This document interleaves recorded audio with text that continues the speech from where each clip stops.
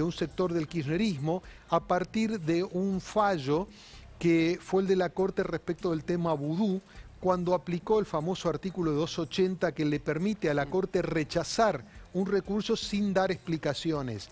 A partir de ahí, y yo creo que en gran medida proyectando lo que podría ser eventuales fallos de la Corte respecto de algunas instancias o apelaciones que introdujo, recursos que introdujo Cristina Kirchner, la idea de que la Corte podía despachar, yo te diría así alegremente, un recurso presentado por la vicepresidenta, y ahí empezó a rescalar otra vez la retórica con el tema de la Corte, y que termina derivando en esta manifestación de hoy que se presume bastante variopinta en su conformación y su integración, con un gobierno que yo te diría que acompaña espiritualmente, pero que no la hizo en forma oficial, y que en todo caso daría la impresión de que va a tener un resultado absolutamente vacuo, porque justamente lo que debería ser el paso posterior, el gobierno hoy no tiene la capacidad de ejecutar a nivel del Congreso. O sea que si pongo como título la marcha de la impotencia, no estoy diciendo algo opuesto a lo que manifestás.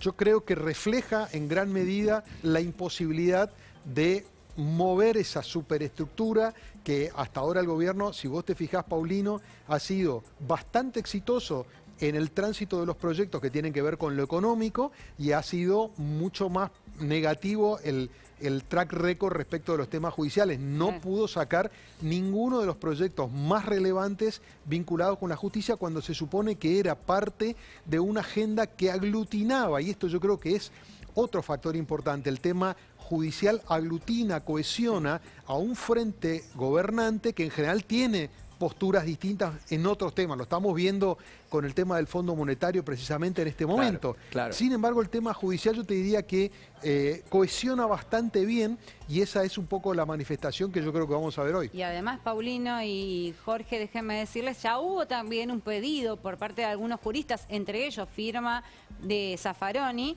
pidiendo el juicio político a los miembros de la Corte después de que ellos sacaron el fallo en cuanto a lo que hacía a la presencialidad de las clases en la ciudad de Buenos Aires.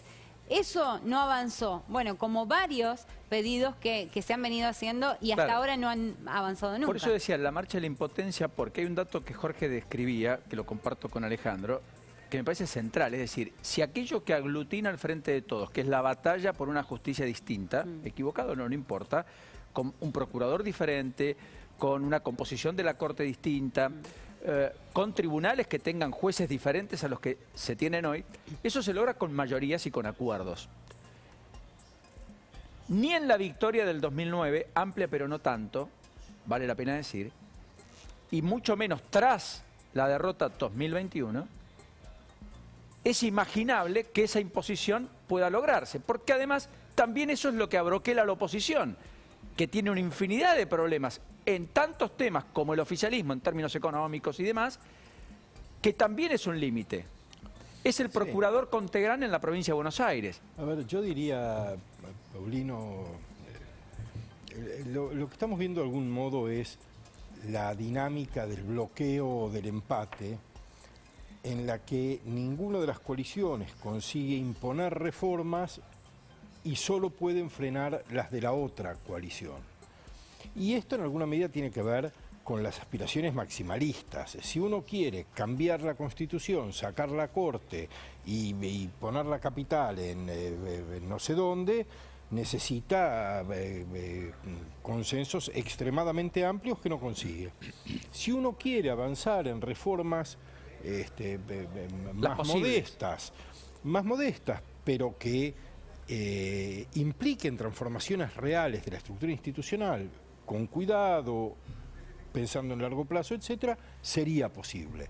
La polarización política dificulta la puesta en marcha de acuerdos que hagan que el país avance. Y eso pasa en la justicia, como pasa en los modelos de desarrollo económico, como pasa un poco en todo. Incluso en la política de seguridad, ¿no? Los garantistas explícitos por los mano dura, entre comillas, etc. Estamos trabados. Los punitivistas. Ahora, Jorge, lo último para liberarte, sé que tenés poco tiempo, pero la resolución respecto a la sucesión de Máximo Kirchner, ¿te sorprende que después de 5 horas a solas, Alberto Fernández y Sergio Massa no la hayan podido alumbrar?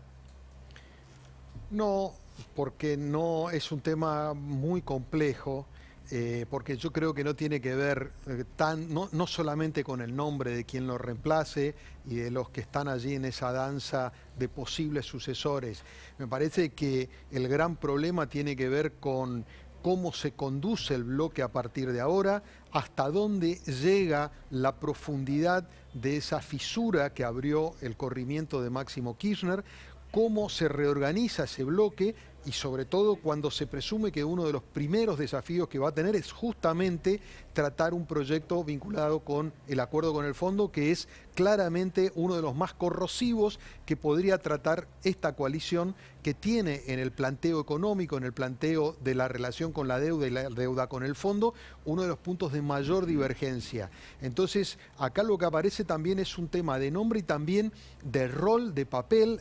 Me da la impresión de que cualquiera sea el que surja de esta ronda y danza de nombres, va a necesitar un respaldo y un acompañamiento adicional. No hay un nombre que yo te diría que tiene un peso propio que puede conducir el bloque y hacer de cuenta que lo de Máximo no importó. Cualquiera que esté ahí va a estar todo el tiempo referenciándose en qué hace Máximo, que además, se ha dicho de paso, en la postura de Máximo hay una quincena de diputados que son de la Cámpora, sumado a algunos otros legisladores que ya han manifestado que no están de acuerdo con el acuerdo con el fondo. Yo creo que son más de 20, entonces allí hay un problema bien concreto que probablemente se pueda saldar con una mayor, yo te diría, mayor protagonismo de Sergio Massa y un mayor protagonismo del propio presidente que revigorice a quien ocupa ese lugar. Parece que es un desafío muy complejo. En el gobierno dijeron que al final del día de hoy iba a estar el nombre designado, pero es bien difícil el desafío que tienen por delante. Jorge, un enorme abrazo. Gracias. Igualmente, Paulino, un gusto como siempre. Un placer. Allí está la imagen de lo que está pasando en torno al Palacio de Tribunales. En un ratito vamos a contar detalles, vamos a volver allí. Está Carla Ricciotti en el lugar contándonos todos los pormenores. En un ratito vamos a ir a Neuquén porque hay un bloqueo en los yacimientos, los accesos a los yacimientos de Vaca Muerta, el corazón productivo en términos de petróleo en la Argentina. ¿Quiénes? Los que están pidiendo que se reglamente una ley que le garantizaría a los indígenas la posesión y la tierra. Empezó a las 5 de la mañana, eran grupos menores. Hay una resolución de un fiscal que está pidiendo desalojar. Así que hay máxima tensión allí en Neuquén a esta hora y por lo tanto en un ratito nos vamos a meter de lleno en todo eso. Y por supuesto vamos a hablar con el doctor Regazzoni de la nueva variante que se confirmó en la Argentina. Es un caso importado de Uruguay, de un argentino que había viajado hacia allí y que dio positivo de esta, ¿cómo se llama? ¿Sublinaje? ¿Está bien eso? Subvariante. Sí, subvariante. Sobre Omicron. Igual, esta es la que se detectó. Si detectaste una, ya deben haber 10.000 circulando, ¿no? Claro, con el sistema de detección. Esa es la que le tenemos. preguntaba ayer a usted, la subvariante 2, ¿no, doctor? Sí, pero yo trato de no detenerme mucho en el detalle porque si no la gente se marea. Lo que está pasando es que hay una nueva mutación del virus, esa nueva mutación se transmite mucho más rápido, está generando el crecimiento de casos en países donde venía en baja y nosotros detectamos la primera que detectamos, deben haber ya circulando seguramente miles de casos.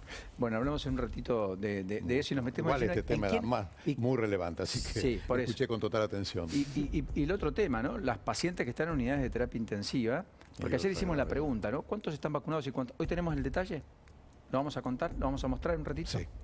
Eso es muy importante, quédate porque vas a ver sobre una especie de mito que hay. ¿Quiénes están en unidades de terapia intensiva con COVID atravesando una situación delicada? Casi 3.000 pacientes, adultos y también algunos chicos. ¿Los chiquitos están vacunados o no están vacunados? Los que están internados, a eso voy.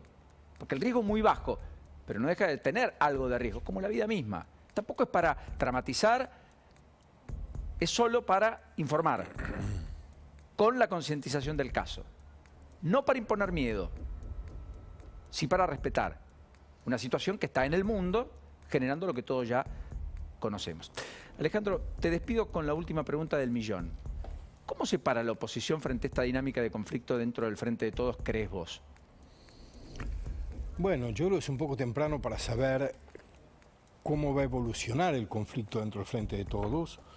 Yo me preguntaba ayer cuánto hay en esto de escenificación de una diferencia para una capitalización futura.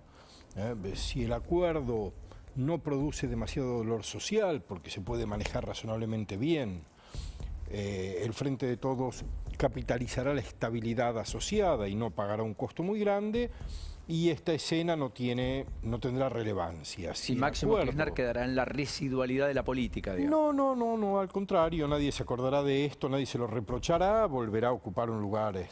Si por el contrario el acuerdo tiene un costo social elevado que afecta la legitimidad social del Frente de Todos, Máximo Kirchner podrá decir: yo no lo acompañé, yo soy diferente.